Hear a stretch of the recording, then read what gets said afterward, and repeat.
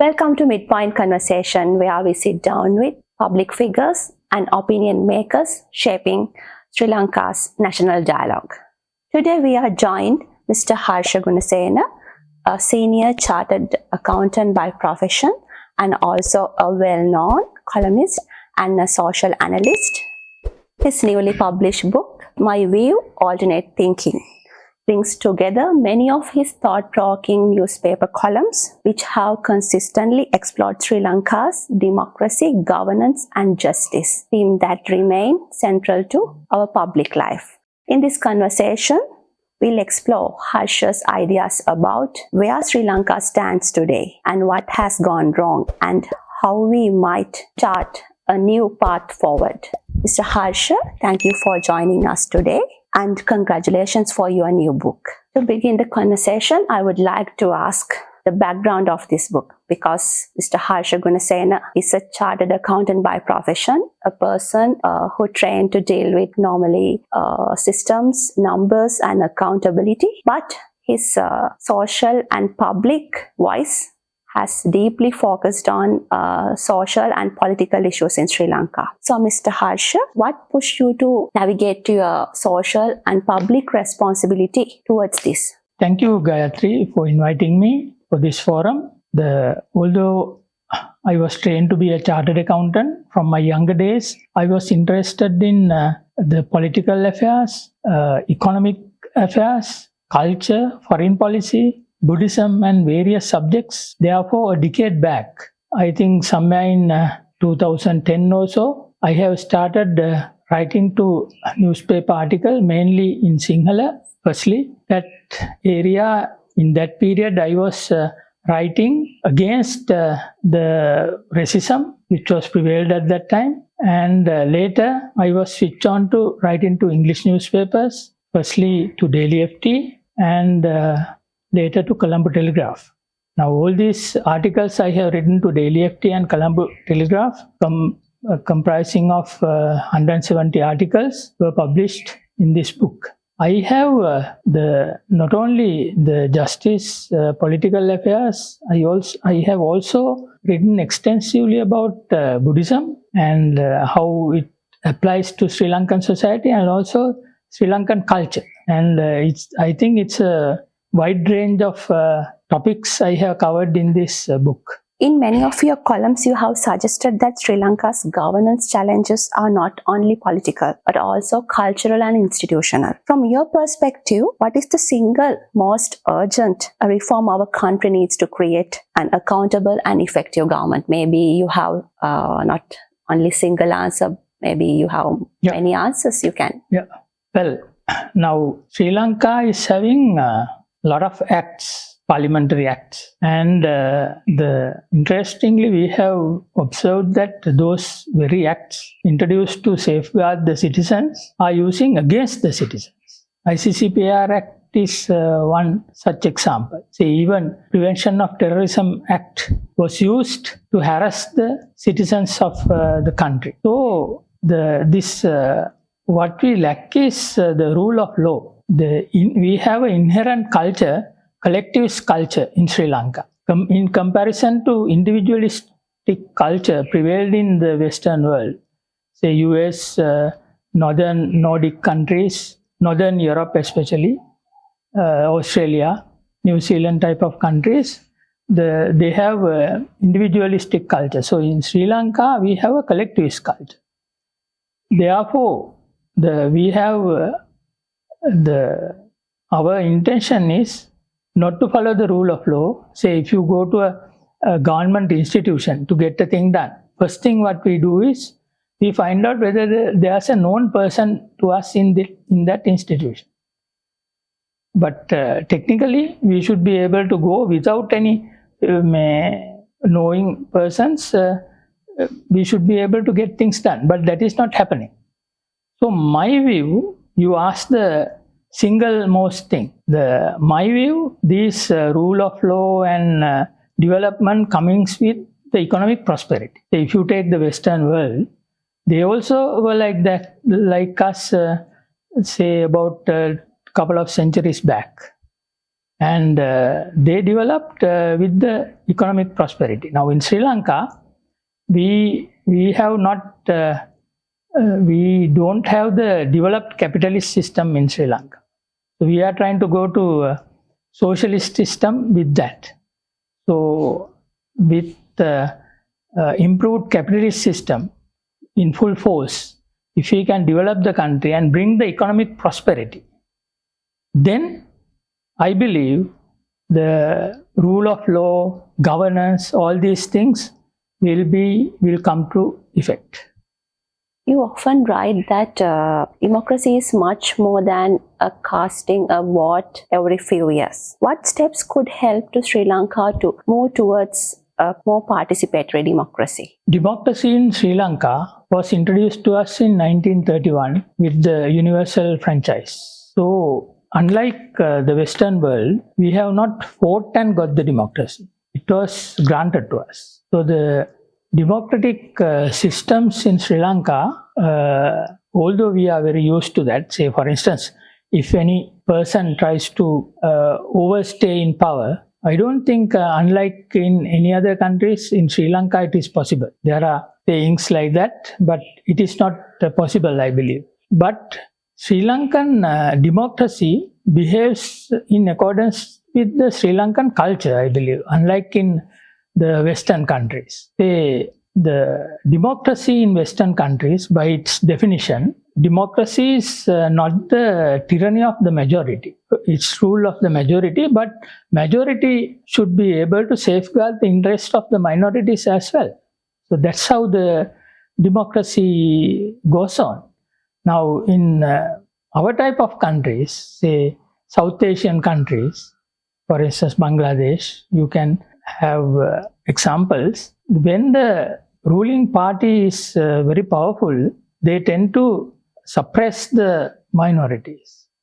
When the ruling party is weak, minorities try to take the upper hand and try to topple the government. So this is going one extreme to the other extreme.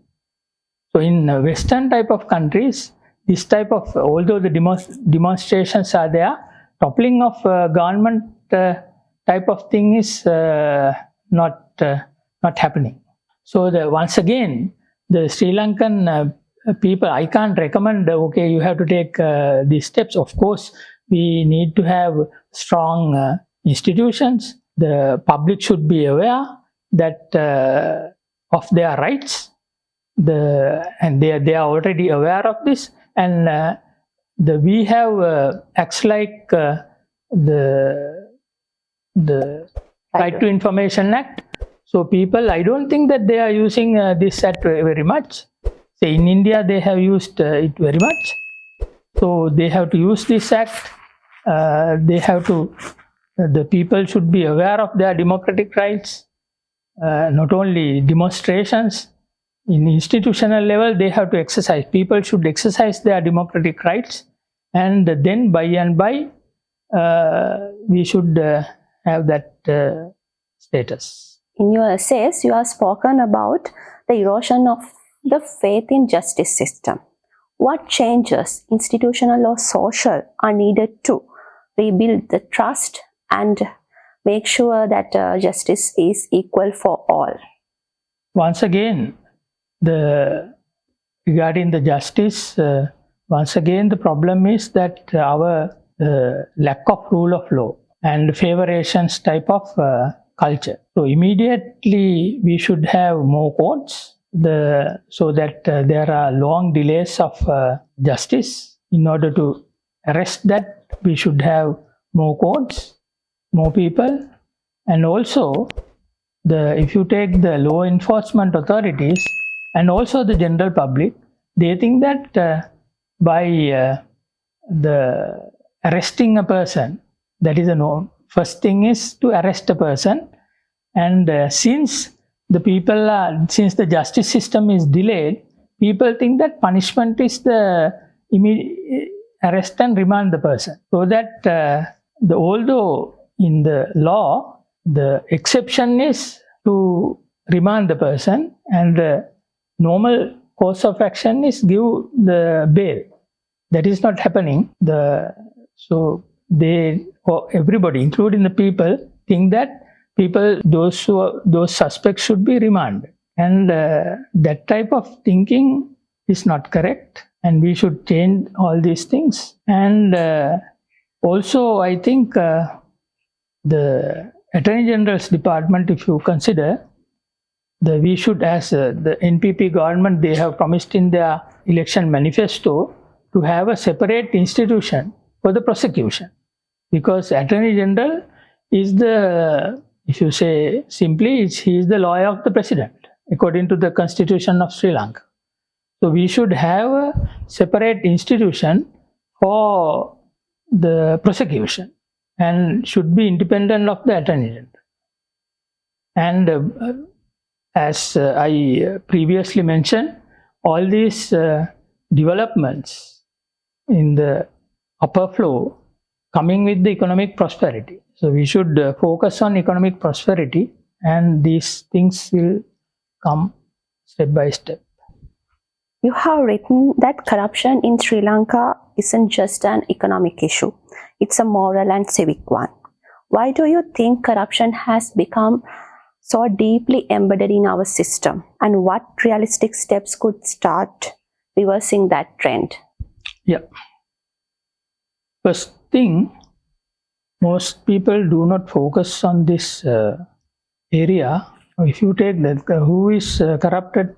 Basically, the government servants are corrupt. That is the issue now. According to the current Anti-Corruption Act, it was extended to the public sector as well. That's good. Now, generally in Sri Lanka, public servants are paid less. Government can't pay higher salaries also, because already there are a lot of public servants, more than the requirement. And at present, government can't retrench them also, because there won't be any sufficient jobs in the market. So somehow, within a few years even, government should reorganize this government sector. I don't think that the present government is doing that. Reorganize, restructure the present government sector, give a VRS to these people and retrench them, and safeguard their well-being also by giving a good VRS. And remaining public servants should be paid well. Their salaries should be increased. So that is the prerequisite to curb corruption. Because I know that a lot of public servants, they were forced to engage in these corrupt activities because of their salaries are low. And the other thing is, one more thing is, government can't afford to increase the salaries, so what they do is they give different bribes to people, like car permits to the professionals, senior government servants and all. Instead of doing this type of activities, they should be paid a decent salary. Say, in 1950s, I believe, government servant in comparison to the private sector got a decent salary. So first of all, we have to have a good, the content, happy public service, and then introduce KPIs to them, and if they are not working, you have to take action against them and demote them or even removing them. And presently, I know that a lot of public servants, other than corruption, they are not giving much effort to their work. And secondly, the Anti-Corruption Act was introduced, and the corruption at the level of senior ministers, from the top of the government should give should take the initiative and take severe actions against those people who are involved in corrupt activities. Say, if you take Singapore, I can remember at the very beginning when they started the country in 1965 and so on. There were ministers. One minister was charged with corruption, and Lee Kuan Yew has not given any concession. Finally, the minister had to commit suicide. So we have to take tough actions against who are corrupt. As my last question, I would like to ask, if you look 10 years ahead, what kind of governance culture would you like to see in Sri Lanka? And despite the challenges you describe, what still give you hope that such change is possible? In 10 years, most probably the same culture would prevail. And these changes, we cannot do overnight changes. So it is deeply linked with the culture and also the intentions of the rulers. The changing will take some time. And as I told you, we will move forward little by little. And I don't think that as most of the general public thinks, we can have overnight results. If you take the past 76 years, we have moved forward, although not at a faster speed. We have moved forward well and achieving a lot of gains. Say, if you take the 76 years back, the Sri Lankan status, living standard of the people, we have our country has developed a lot in comparison to the levels of those days. But although we are well behind of some other Asian countries, we have developed well to a great extent. So in the not only the economic side, but also the social, the justice system, and corruption-free society, this type of thing, we will achieve the objectives gradually, not overnight. Mr. Harsha, thank you for sharing your valuable insights with us. Before we wrap up, what do you hope readers will take away from your book? Especially you mentioned that your book consists with historical and cultural studies, not just as a citizen, but as a participant in Sri Lanka's democratic journey. What do you think readers will take away from your book? Name of my book is My View Alternate Thinking. That was the name of my column in Daily FT newspaper. This the title Alternate Thinking was suggested by me. The reason is when I was writing the articles, I found that my view is different to the view of the majority of Sri Lanka. Dr. W. Vijayawardena, who has written the preface of to this book, says that it's a third eye. So the people should not follow the status quo. And if I quote the Buddha in his Kalama Sutta, he says, don't believe what your teacher says, whatever in the books, what your script says and all that. If it is acceptable to you, you believe it, you accept it, that's it. So in any type of social ideology is prevailing, people should be able to